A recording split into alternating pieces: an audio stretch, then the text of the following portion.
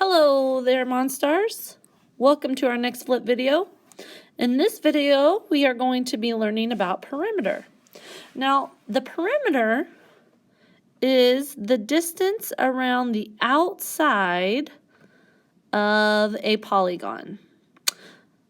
So all of the distance around the outside of a polygon. So you can see the path that my yellow marker is traveling along this rectangle.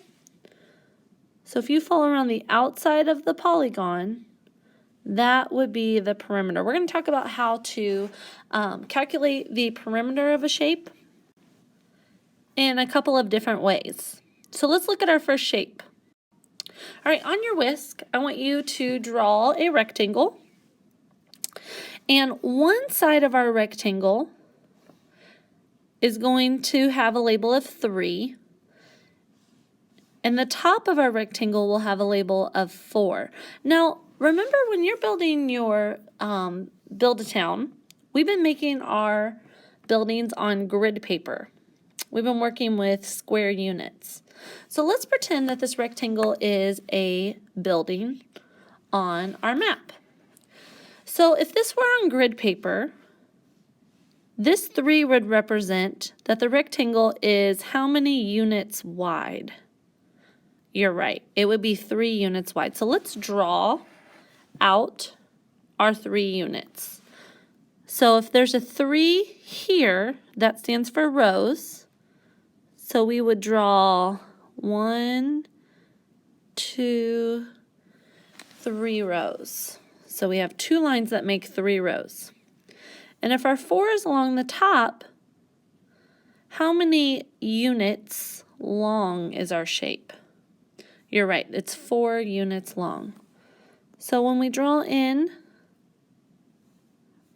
our squares, like this were on grid paper, it would look something similar to this.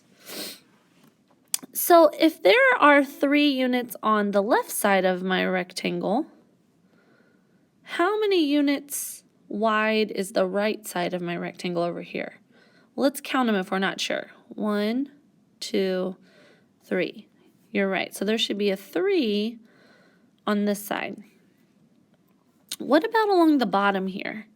How many units long is this side of my rectangle? Let's count. 1, 2, 3, 4 units long. So there's also a 4 down here. Do you see the pattern? Yes. Remember, a rectangle has 2 sets of equal sides. So if there's a 3 on my left side, there must be a 3 on my right side. And if there's a 4 on top, there must be a 4 on bottom. So let's calculate the perimeter of the shape. Remember, the perimeter is the distance on the outside of the shape. So we're going to have to add each side together to get our perimeter of our shape. So let's start with our left side. We're going to take our 3. And we're going to take our 3, and what comes next? 4. And if we keep walking, we had our 3, our 4, our next number is 3. And then our final number, if we move around the perimeter of the shape, is 4. So we added our width plus our length, our second width plus our length. So in our head, we can calculate what 3 plus 4 equals. 3 plus 4 equals 7. And here's 3 plus 4 again, which is also 7. We're not finished. We need to add our 7 and our 7 together. What is 7 plus 7? You're right, it's 14. So the perimeter of this rectangle is 14 units. All right, here's a rectangle I'd like you to try to find the perimeter of. You can go through the process that we just did together. I want you to pause the video and I want you to calculate the perimeter of this rectangle that has a width of 2 and a length of 4. Draw in your grids, just like if it were on your Build-A-Town, and then write your formula, 2 plus 4, and you're going to have 2 other sides to add in here, and see if you can determine the perimeter of the shape. Push play when you're ready. Okay, so we determined, after we drew in our grids, if it's 2 wide, then I should have 2 units on this side, on my left side, which gives me 2 units on my right side. So this missing value is 2. If there was a 4 on top, then there must be a 4 on bottom. And when I calculate my perimeter, I have 2 plus 4 plus 2 plus 4. 2 and 4 together equals 6. I have another set of 2 plus 4, so I have 6 plus 6, which gives me a perimeter of 12. All right, now we're dealing with a different type of polygon. We're not dealing with a rectangle any longer.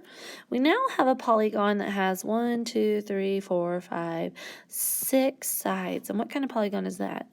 You're right, that is a hexagon.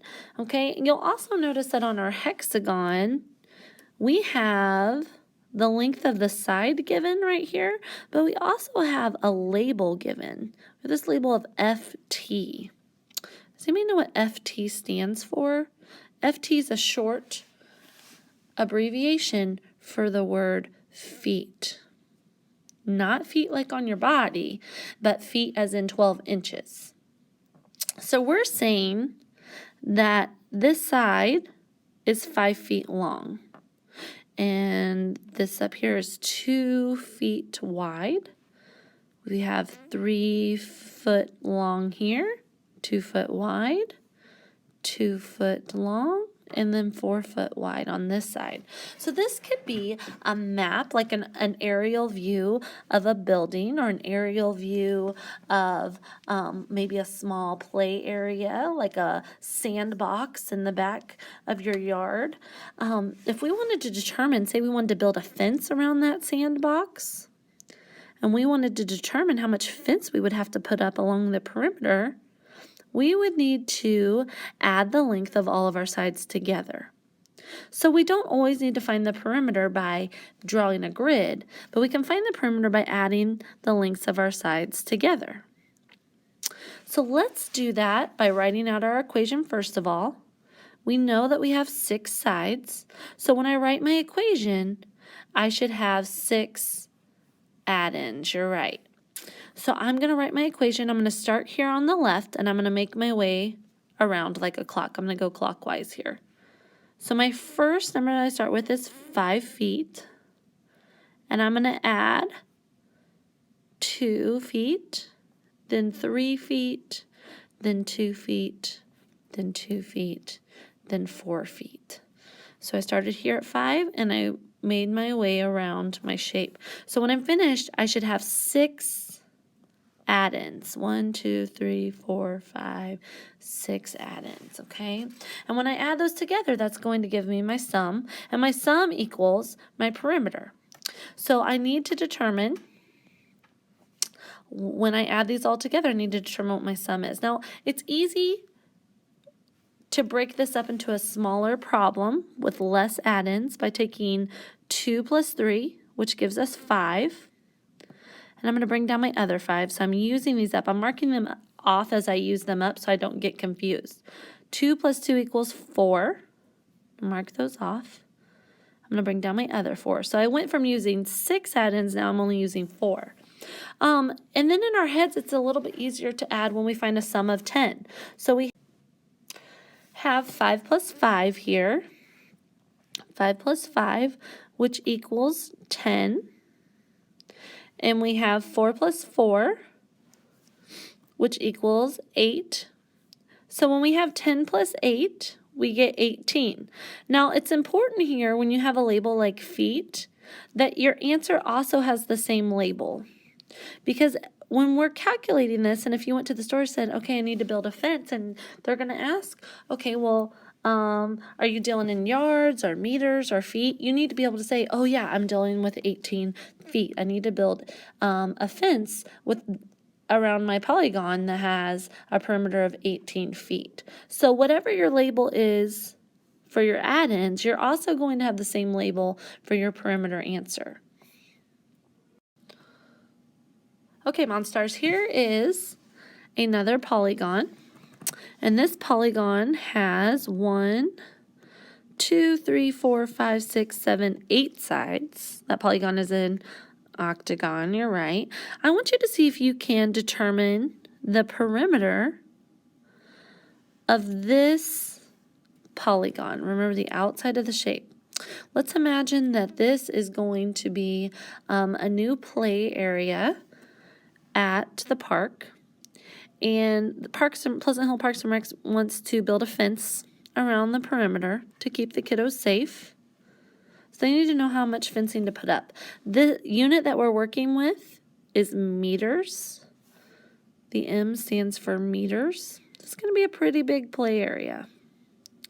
So I want you to pause the video. I want you to see if you can determine the perimeter. Push play when you're ready. We'll see what you came up with. Remember, you need to make sure that your equation includes 8 add-ins because it's an 8-sided polygon. Push play when you're ready. All right, let's see how you did. I took my 8 add-ins and I broke them up into smaller chunks. When I did that, I'm looking for a sum of 10 because that makes it a little bit easier to add. And I see 5 and 5, which gives me 10.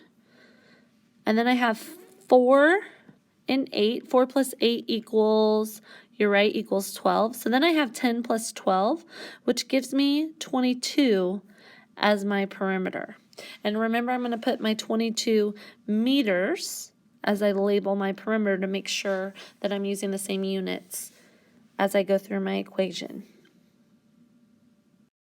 All right, Monstars, so when you bring your whisk in on Tuesday, we're going to be practicing a little bit more with perimeter. So I'm going to end with a joke, and here it is. Why couldn't the pony sing his song? The poor little pony. Why couldn't the pony sing his song? Don't forget your whisk is due on Tuesday, and have a great night.